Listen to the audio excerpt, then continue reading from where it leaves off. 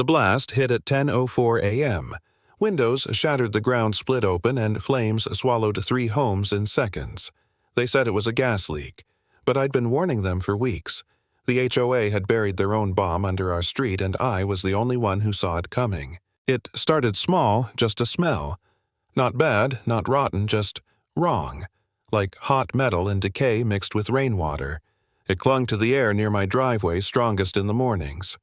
Most people would have ignored it, but I'm not most people. I spent 30 years as a municipal engineer. I know the smell of danger when it whispers. I mentioned it at the monthly HOA meeting under those buzzing fluorescent lights and cheap lemonade. I said, "There's a gas smell near Lot 23's sidewalk. It's faint, but it's there." The room went quiet for half a second, then Jason Landry, our HOA president, chuckled. "If there was a leak, Tom, we'd know," he said, brushing imaginary lint off his too-tight golf shirt.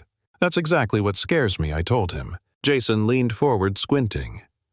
"Are you accusing the HOA of something?" "I'm saying something's wrong," I replied, "and if it's gas, it's not something to ignore." I left that meeting with what I expected, an official warning letter for disrupting HOA proceedings. That's how Maplebrook Estates worked. You question authority, they bury you in paperwork. Still, I couldn't shake that smell. I checked the crawlspace, the yard, nothing.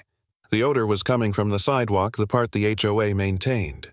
There were disturbed patches of soil, straight lines like someone had been trenching.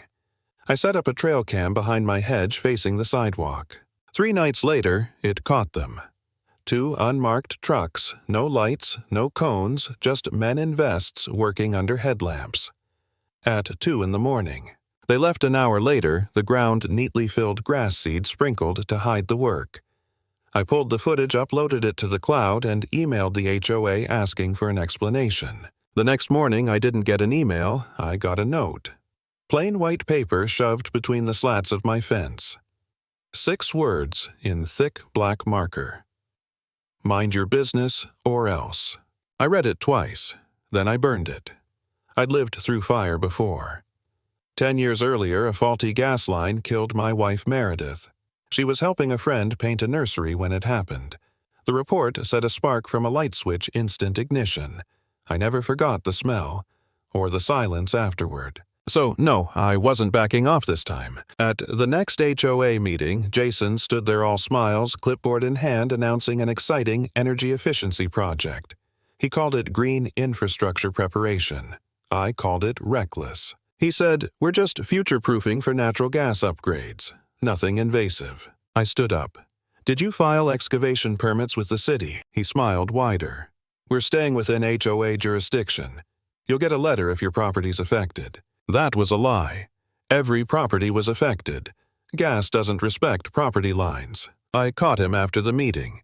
"You know it's illegal to dig without notifying the city, right? Even prep work requires clearance." He didn't look up. "You're retired, Tom.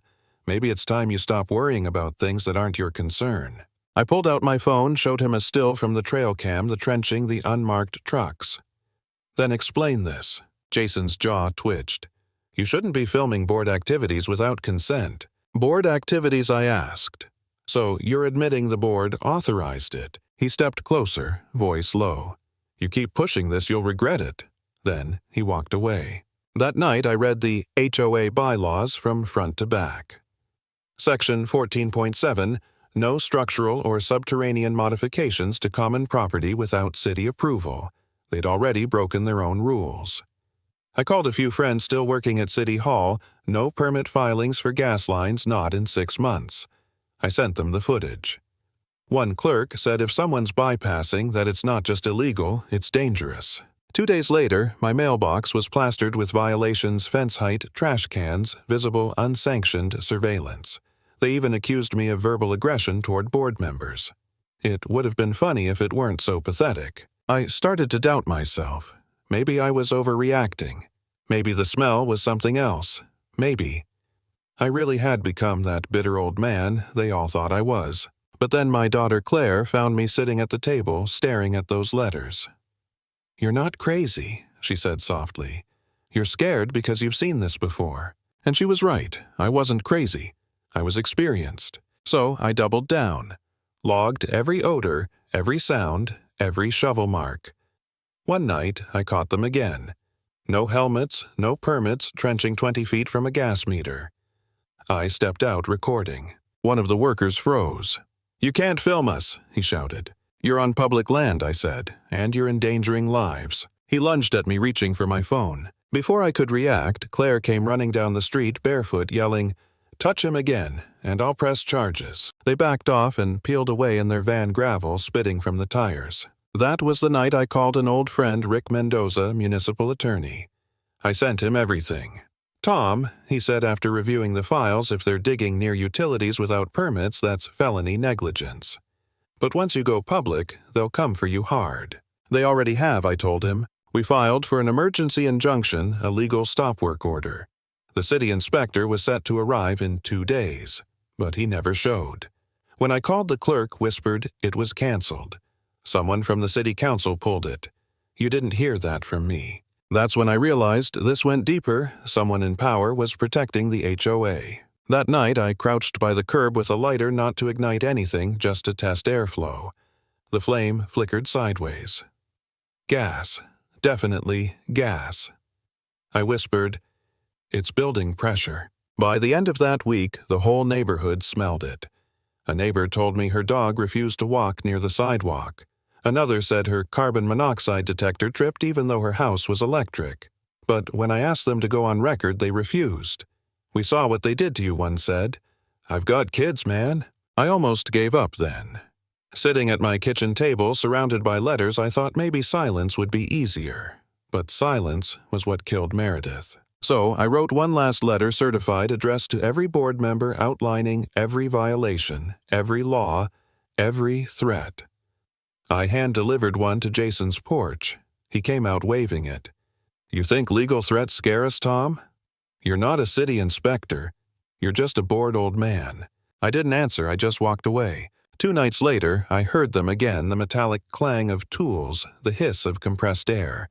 I crept closer and saw them installing steel gas conduits. Not plastic, not testing, no insulation. Sparks flew from a hammer striking metal. I felt my stomach drop. They were turning our street into a bomb. I texted Rick. "They're laying steel gas lines. No permits. Criminal." He replied instantly. "Get clear now. I'm contacting the fire marshal." By morning, the Department of Energy Safety was involved. They promised to inspect within 24 hours. But 24 hours was too long. The next morning, HOA flyers appeared everywhere. Community gas upgrade, Phase 2. Authorized under Resolution 42B. Except Resolution 42B didn't exist. They'd forged it. That night, the smell was the strongest it had ever been. It hung in the air like a warning no one wanted to read. And at 10:04 a.m. the next day, the ground roared. The first blast threw me from my chair. The windows blew inward, glass showering across the floor. Claire screamed. A second explosion followed, deeper, closer. We ran outside. The street was split open, smoke billowing from a crater. Flames rose 2 stories high. 3 houses gone. Sirens screamed from every direction. I saw Jason standing near the blast zone, barefoot in a bathrobe, hair singed. He looked at me, eyes hollow. "You knew," I said. He didn't deny it. He didn't say anything at all. Fire crews flooded the street. I handed them my flash drive, the photos, the videos, the letters. "It was reported weeks ago," I told the captain. He muttered a curse and radioed his team. By evening, the news vans were already there. Gas explosion, Level Street, HOA, under investigation. Investigators confirmed what I'd feared: unauthorized steel piping, pressurized without testing, had intersected live electrical conduits. A spark, then fire, all of it preventable. Resolution 42B turned out to be a forgery. The signatures fake. The HOA treasurer fled town overnight. Jason Landry was arrested at dawn, charged with falsifying documents, endangering public safety, misuse of community funds. As they cuffed him, he tried to cover his face from the cameras. I just stood there watching. No victory, no relief, just exhaustion. Days later, I was asked to speak before the city council. I didn't prepare a speech. I just said the truth. When authority ignores safety, I told them disaster isn't a matter of if, it's a matter of when. The HOA was dissolved within a week. The company they hired fined millions and banned from operating in the state. Neighbors who once avoided me now stopped by to say thank you. I didn't feel like a hero, I just felt tired. But as I watched city crews dig up the last of the illegal piping, I finally breathed without smelling gas. The street was cracked, but it was honest now. And maybe that's the point: you can bury the truth for a while, but sooner or later it finds a way to rise.